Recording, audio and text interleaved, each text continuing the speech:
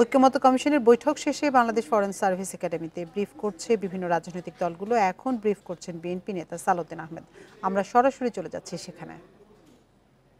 বলে আমাদের মনে হয়নি, সেই জন্য আমরা বলেছি এটা আরো প্র্যাকটিসের মধ্য দিয়ে হয়তো আরো এক দুইটা পার্লামেন্ট চলার মধ্য দিয়ে সেটা এমন একটা অবস্থায় যাবে যাতে সরাসরি নির্বাচনের ব্যবস্থা তখন করা যাবে।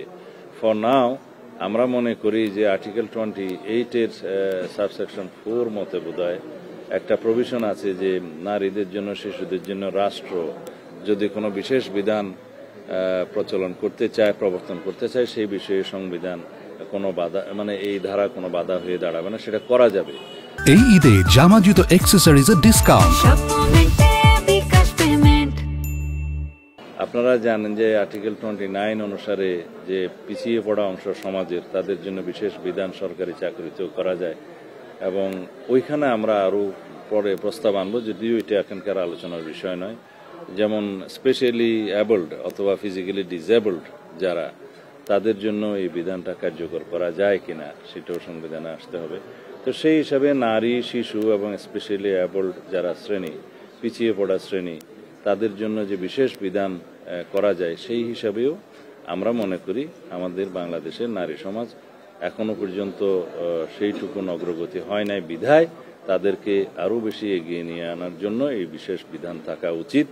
এবং সমাজ একটা জায়গায় পৌঁছলে আমাদের বিকাশ বিবর্তন যদি আরো ভবিষ্যতে একটা উন্নীত পর্যায়ে পৌঁছে, তখন আর হয়তো এই বিশেষ বিধানগুলো রাখার প্রয়োজন নাও হতে পারে, কিন্তু সেই সীমায় আমরা উত্তীর্ণ হওয়ার আগ পর্যন্ত আমাদেরকে এই শ্রেণীগুলোর জন্য বিশেষ বিধান রাখতে হবে।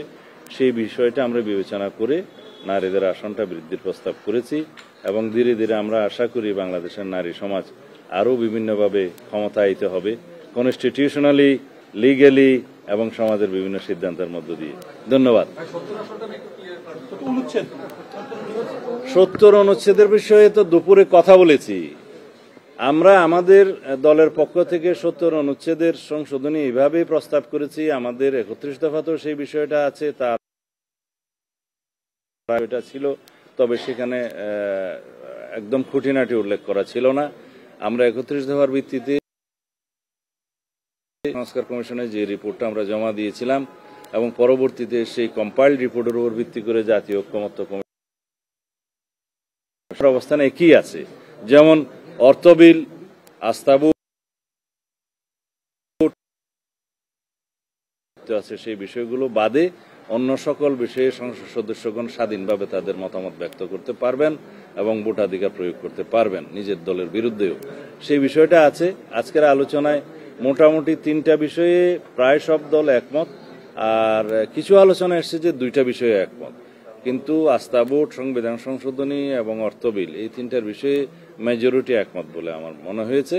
এবং এই জায়গায় যদি জাতীয় সনদ স্বাক্ষরিত হয় এই অবস্থায়, তাহলে আমাদের দলের অবস্থান হচ্ছে যে আমরা আরো একটি বিষয় যেটা উল্লেখ করেছি, জাতীয় নিরাপত্তার বিষয়টি, সেই সময়ে যদি নিজের দলের লোকেরাই বিরুদ্ধে বুঝবে তখন দেশের নিরাপত্তা বিঘ্ন হবে।